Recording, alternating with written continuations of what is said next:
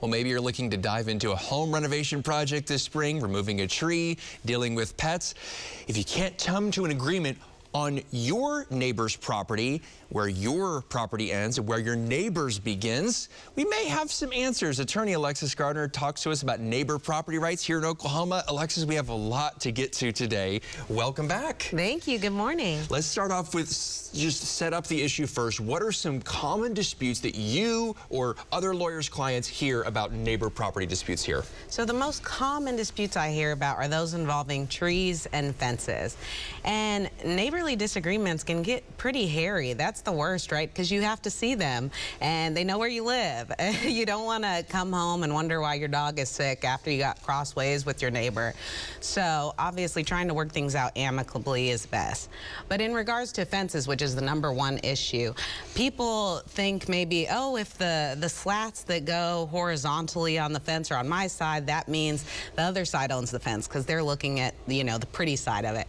However, actually in Oklahoma, both neighbors are responsible for the upkeep of the fence. So if a fence has been damaged by some inclement weather or whatnot, both parties are responsible for the cost of the repairs. However, if one party doesn't have a fence enclosing their whole yard and they're holding out their yard as open, then they're not responsible for the fence. Interesting. Yeah. So if you're trying to plan to build a new fence, let's just say, because again, we're seeing fence video, it's great here. People want to build new ones. They want to build high ones of a fence that's not already there. So let's just say that scenario, the fence is not already there, you're trying to build a new one. What do you need to do legally to just cover your bases right off the bat? Well, for sure, you want to know exactly where your property line ends and begins. Oftentimes, people resurrect a boundary fence, and years later, maybe when a new person buys the house next door, they say, hey, this fence is several feet over onto my property. However, the person who resurrected that fence, if it's been 15 years and they've been holding out these extra feet as their own, they can actually win in court through adverse possession laws by saying, no, this is my property. It hasn't been in dispute. They never put up a fuss about the fact that it was several feet onto their property. So you want to make sure that you get a land surveyor out if you're not sure exactly where the property line ends and begins. That is fascinating, and that's why we do this segment. Obviously, a lot of people out there would never know that, so that's really good info, Alexis. Let's talk about drones. You brought this up. I think this is so interesting. If you see a drone above your property, what can you do? What can't you do? So I've actually heard about this more frequently recently, and a friend of mine actually, he was in his hot tub with his wife in the backyard, and a drone comes hovering over them, and he's like, well, can I shoot this drone out of the sky? Unfortunately, the answer is no, you cannot. Even if you're being spied on in your own backyard with your wife in your hot tub, you cannot shoot a drone down. It's a federal crime.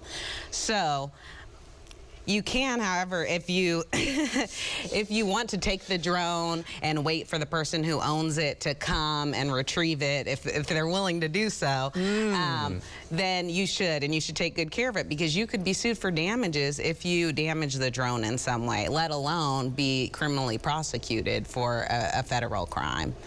Interesting. I also want to talk about pets, and especially, you know, we've seen a lot of stories in the news, so I don't want to comment specifically on dog bite injuries because obviously we have reported on those even in just this newscast.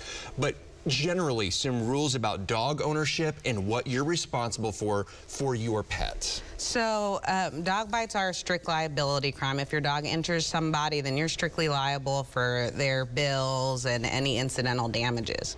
However, if someone else's dog comes onto your property and is attacking your dog, or I've heard about cats getting into the chicken coop of their neighbors, the owner of the livestock that are being attacked by this unwanted animal on their property is actually lawful in shooting that pet if they're attacking their livestock or what have you. The other really common thing that I get is trees. So maybe in Oklahoma, the trunk of the tree, whoever's side of the property that is on, is the person who owns that tree. However, if the limbs are coming over into your side of the property line, you are lawful in cutting the limbs all the way down or trimming them, whatever hangs over on your side of the property.